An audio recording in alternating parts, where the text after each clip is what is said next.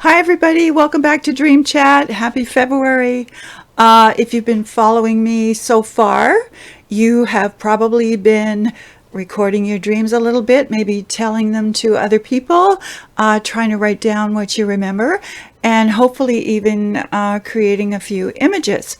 So even if you haven't been dreaming every night, or, sticking to a schedule of really getting up in the morning as soon as you wake and write down your dream, you probably still have enough material to take this practice further. And there's so many more things that you can do with your dreams, which will help you understand your world, understand yourself, make sense of your waking experiences, even if you can't make sense of your nighttime experiences. And remember, a dream really, what is a dream?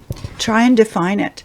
For me, a dream is an experience that occurs while you're sleeping and is not subject to natural law. So it's a real experience. You're there. It is a nighttime reality. But the beautiful thing about it is it's not subject to natural law. You can fly in your dreams. Many people do. In your dreams, you can be in one place one moment and across the world another. And actually, that's one of the things that sometimes we look into in our dream groups. If there's an interesting sort of jump within a dream from one situation to suddenly an entirely different one. And I ask, what would have to happen in your waking life for that transition to occur? And thinking about that can sometimes spark a big aha and, progress you forward into really, like I say, making more sense of your waking experiences. Oh, let's start with some of the things you can do. One of the first things I like to do is make little shorthand notes. So T for title, you can create whatever key that you want. Give your dream a title. Maybe you're not ready to give your dream a title until after you've examined it, but sometimes it's a good idea right off the bat to, whoa, it was about this, jot down the title. So T for title. S for setting. How did the dream begin? I was in a field. I was back in school. I was preparing for an exam. Whatever you think of as the beginning of the dream, write that down as the setting. Conflict. Wow. Often there is conflict in dreams. Numbers. If N for numbers, if certain numbers are jumping out at you within that dream, go for that. And I don't mean that every time you dream of numbers, you're going to go buy a lottery ticket and win based on those numbers, but it has happened before. But numbers are symbolic as well, and there's other reasons to look at numbers other than trying to get rich off of them. I would also consider colors. If that seems to be, I wouldn't go digging for it, but if you are very certain of the colors that you saw in a dream, then I would make note of them. If something was very vibrant or noteworthy, or if you were surprised that maybe there was an absence of color, something like that. An important one is I kind of call WR, my waking reality. So what happened yesterday? What am I worried about or preparing for today? What's happening around me? Am I sometimes it's just something you saw on TV, but that's kind of, sometimes we call those spaghetti dreams that you have at the beginning of the night. Sometimes they're nightmares. I kind of discount those a little bit, but we can talk about that if anyone's interested. But your waking reality is a good reminder, particularly if you are not keeping a daytime journal of what's happening in your life. It's good to have this little notation about what this dream might be about, what your brain is possibly trying to process. Could be something entirely different. Who are the people in your dreams? P for people. Okay. My grade 10 teacher was in my dream. Or, this friend of mine named Mary, she figured predominantly in my dream, but then she seemed to be like my Aunt Martha. Now I have had recurrent dreams of this nature, and I finally realized that this was a Martha Mary thing. A Martha Mary, and if you know Martha and Mary, their story from the Bible, you'll understand the issue that I'm talking about, and that related to me specifically. It could be any combination of people, or it could be someone who reminds you of someone else. It could be someone you don't know. It could be a stranger. If it's a stranger, well, the sort of what do a mind map of what is a stranger to you, and mind mapping is another thing that we'll talk about that you can do with images in your dreams. But often, if you dream of someone, and of course sometimes you feel like you've dreamed of someone and wow, I better phone them, and that's a good thing to do. If you're thinking of them for some reason, there could be a little nudge there. Maybe they're thinking of you. This is all very, if you think of the internet and all the connections that we have, dream life is like that. The collective unconscious, it's the silver thread, that invisible connection we have with other people. And sometimes your dreams can tap into that and kind of prompt you to do something in that way. But what I like to ask people when they tell me about, well, so-and-so was in my dream, I would ask, oh, okay, so I don't know this person. In one sentence, tell me who they are to you.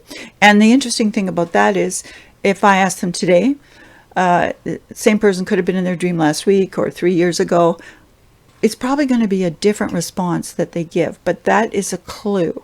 So who is this person to you? So the people in your dreams are important. Now, I'll tell you, I dreamed last night that something else can happen as well. And it's kind of interesting when these dreams occur.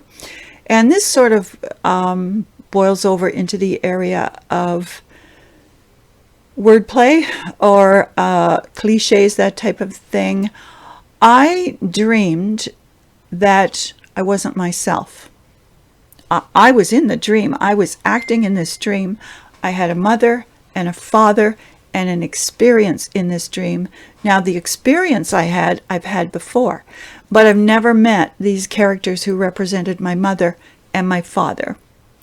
So in writing the dream down, it's interesting that, how the words that the subconscious gives you to record this dream, and reading it back later, particularly after a few days or a couple of weeks, they really jump out at you. So I saw myself writing, I was not myself. But then I have to examine, well, who are these characters who portrayed my mother and my father? And I wasn't even myself in the dream, so I was someone else having this experience that I have had in my waking life. And how you describe them is very interesting. So there's that. There's just so much, and of course, repetitive themes. If you've been having recurrent dream, RD, you've had this dream before. It could have been 5 years ago. It could have been 10 years ago. Write that down. Oh, this is an RD. Try and remember when you had it the last time. And you might not if you're just starting to record your dreams and that sort of thing.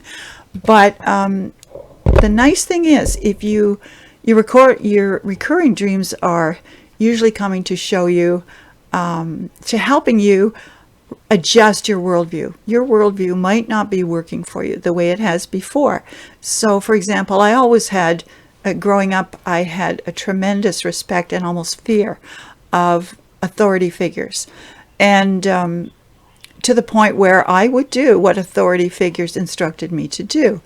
And when I was in grade 2, and the teacher would send me to the principal's office to ask for the strap so that she could give it to one of the boys. This is what education was like when I was little. Yeah, I had to do that, and it wasn't something I wanted to do, but it was self-preservation. Now, as I grew older, submitting to that kind of pressure from an authority figure is not going to serve me well. I mean, that's just a recipe for disaster. So, my dreams came to show me, to help me adjust that worldview. So that's just an example.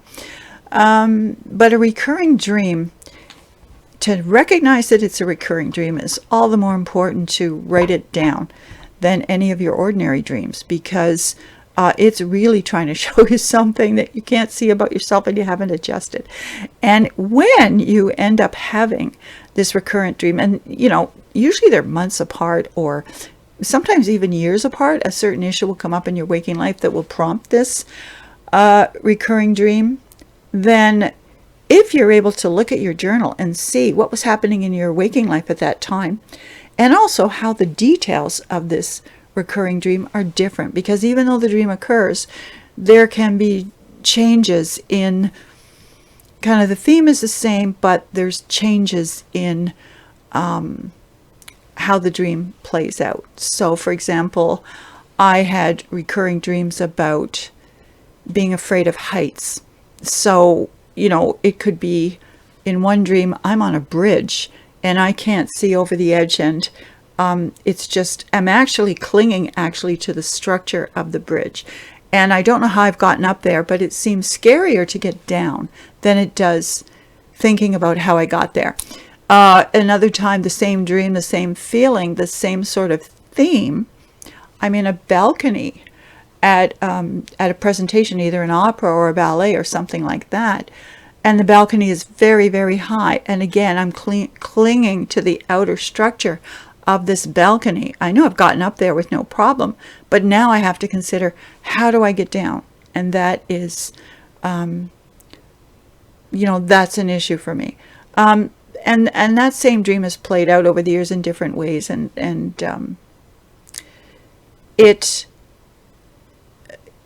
I don't need to go into,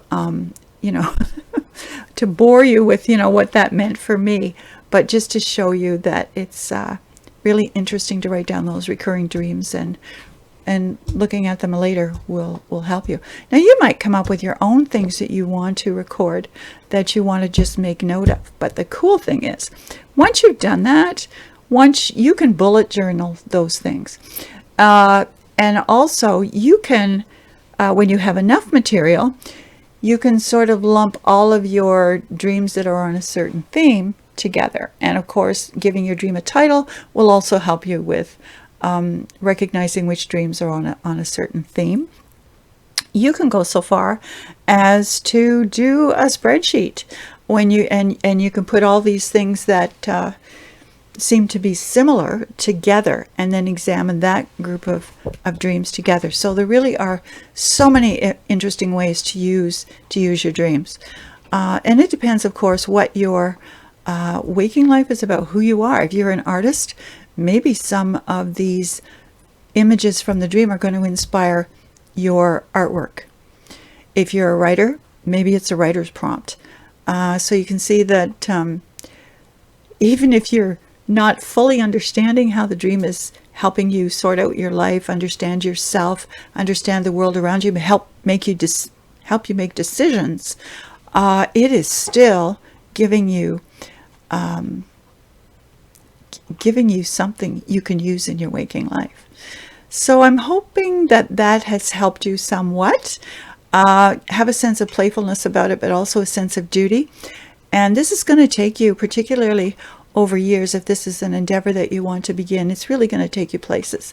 Now, that's what I leave you with today. Happy dreaming. Let me know if you have any specific questions about specific dreams. You can do that privately. Contact me through my email if you'd like. Or if there's a question that you think, an image in a dream, if you think it's of interest to enough people, please put it in the comments and I will be happy to reflect on that. So in the meantime, I wish you good health and sweet dreams, and see you next time.